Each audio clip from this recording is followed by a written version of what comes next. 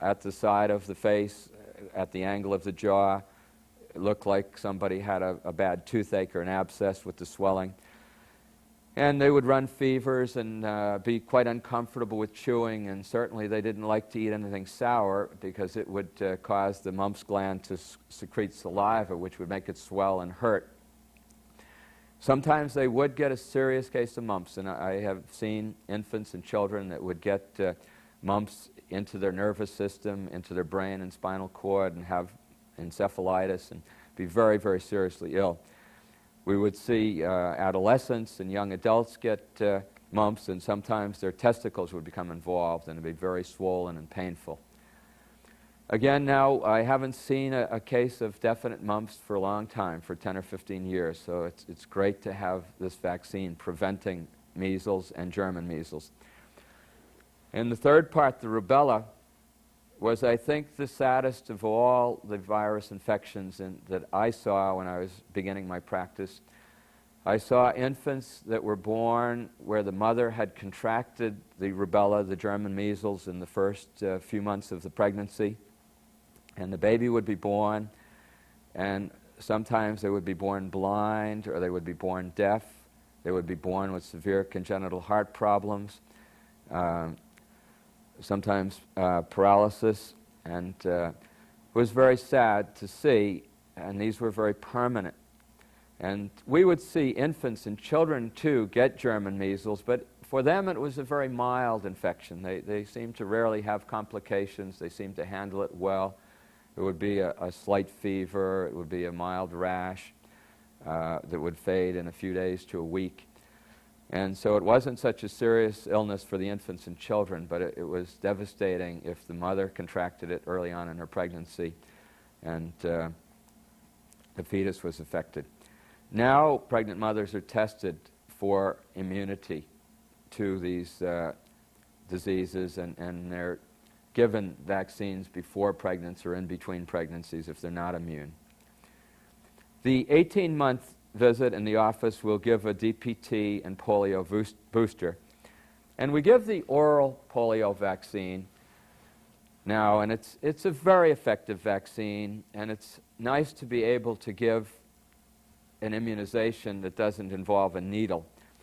There is a killed vaccine. The oral polio is a live virus vaccine. It's, again, a very attenuated, very weakened virus that I have never seen it cause a case of polio in an infant or child that I've given, nor have I seen it cause a case of polio in one of the parents. But this is a possibility if the parent is not immune to the polio virus, or is in a weakened state, or just one of those unfortunate rare things. I've certainly read about it, and it can happen, but it's rare, it's unusual. There is a place for the killed vaccine, the killed polio vaccine, if there is a child who has not got a normal immune system. If they perhaps have a cancer or malignancy and they're in a weakened state, or if they're being treated for that cancer with some of the medications, some of the cancer therapy, which again will compromise their immune system, or if a parent or if a member of the household, someone living, has cancer or is being treated for cancer, if they're immune suppressed, AIDS. And make sure on a doctor's visit as a parent that if you have anything where the immune system may be compromised or weakened or suppressed, that you mention that to the doctor before a polio, which is a live virus vaccine, or an MMR, the measles, mumps, rubella vaccine, which is a live vaccine, before these vaccines are given, so that they'll be delayed until the situation is resolved, or the killed vaccine will be given. Finally, the toddler gets a little rest now, from 18 months until 4 to 6 years. There are no immunizations given. The second hepatitis B vaccine would be given somewhere between 6 and 18 months. So once that DPT and polio booster are given and the second hepatitis B vaccine has been given, the toddler gets a rest until about getting ready to start kindergarten, between 4 and 6 years of age. they will get a DPT and a polio booster again. And then they get a really good long rest. You know, we're sort of always hoping that new vaccines will be brought out, and yet I think the children are always hoping that they won't be brought out. I think they feel that they're getting enough shots. But in every instance, these immunizations are so much better than getting the real disease, the actual disease itself, which can cripple or maim or life-threaten or even kill. The second MMR booster vaccine will be given either between 4 and 6 or 10 to 14 years of age, and as I said, I give it after 10 years of age. And then between 14 and 16, there's a booster given, a tetanus booster and a smaller amount of diphtheria. And that pretty much covers the series of immunizations that we give, with every 10 years a tetanus booster given to adults. I like to, you know, the name of our program is Raising Children with God. And we always, you know, concentrate on the medical and the scientific and the technological. And yet, I really want to, in every program, remind us to think about God's role in parenting and raising children.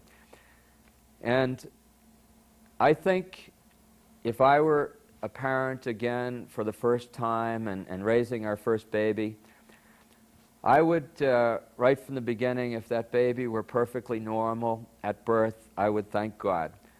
And I wish there were some immunizations that we could give against some of the things that aren't a recognizable disease, but certainly later on in life are just as serious. I think when we see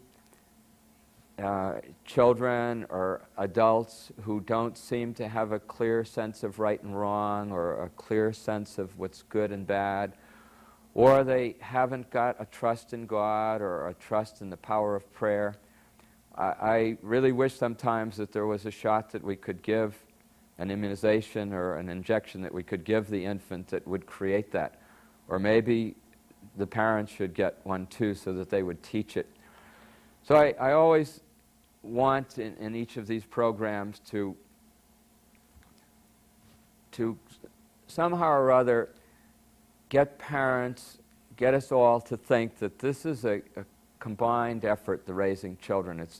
We're going to do as parents the best we can do. We're going to do as physicians the best we can do for the infants and children.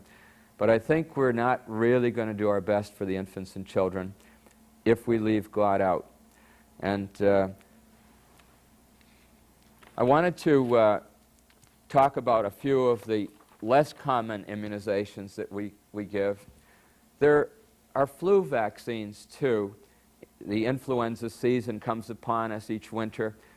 We don't give these vaccines to the healthy, normal children, but the children whose health is compromised, the children who have serious asthma, who require sometimes hospitalization for their asthma, or they require frequent or continuing medication to control their asthma.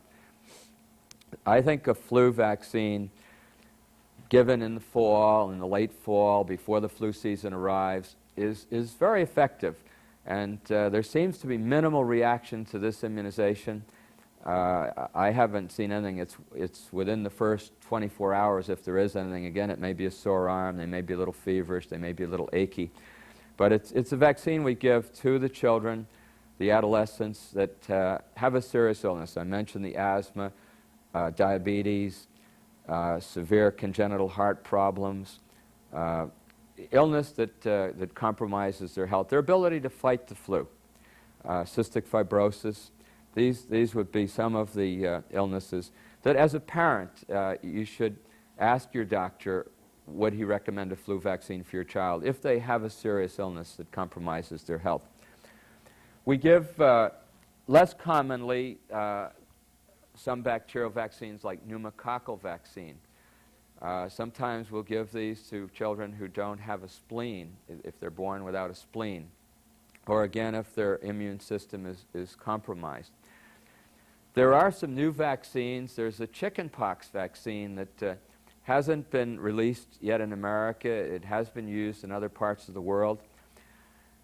Chickenpox usually is kind of a mild nuisance illness, but I still think it would be a great thing if we could eliminate this disease. I think children certainly spend a very uncomfortable week itching and scratching, and parents spend an unpleasant week sometimes when they're housebound and the children are out of school, and every once in a while we'll see an adolescent or an adult catch chickenpox from one of the younger children who will have it. I've seen infants catch chickenpox a second time too. They get it often in early infancy and early childhood. They get a very mild case. They can get it so mild that they don't even get a pock, not one pock, and you find it's very hard. You can't diagnose chickenpox clinically unless they have the rash. But if they get a mild case, you hope that that'll give them lifelong immunity, but sometimes it doesn't. They go along, they go through kindergarten or early school years, and they've been exposed, and they've never gotten it a second time, and it's assumed that they're immune for life, and then lo and behold, they're teenagers, and they're babysitting, and the family they babysit for has come down with chickenpox, and they say, well, I'm immune to chickenpox. I had it. I've been exposed a number of times, and I don't ever get it, and I'm immune. I can babysit. And sure enough, a week or 10, usually the incubation period is 10 to 14 days, and sure enough, 10 to 14 days after they babysit, they come down with chickenpox, and it's for the second time. So to wrap up tonight, I'd like to just review the series that we give. It's the hepatitis B vaccine in the nursery within 12 hours of birth. It's the hepatitis B second immunization at 1 to 2 months of age, the DPT polio inhibit 2 months, the DPT polio inhibit 4 months, the DPT inhibit 6 months, and then somewhere between 6 and 18 months, the third hepatitis B vaccine. At 15 months, the MMR and the Hib. At 18 months, the DPT and the polio. At 4 to 6 years, the DPT and polio. And at between 4 to 6 years or 10 to 14 years, a second MMR. And then at 14 to 16, a tetanus diphtheria. And then a tetanus booster every 10 years. That's our series. Now, our next program is going to be on illness in the first year. Our guest will be Dr. Jerry Wertzman, and he's Chief of Pediatrics at Medical Center of Central Massachusetts. I'd like to invite you to write into Channel 57 SPAC, Shrewsbury, Mass. With your comments or suggestions for future shows or questions. I'd like to thank you for joining us for this program.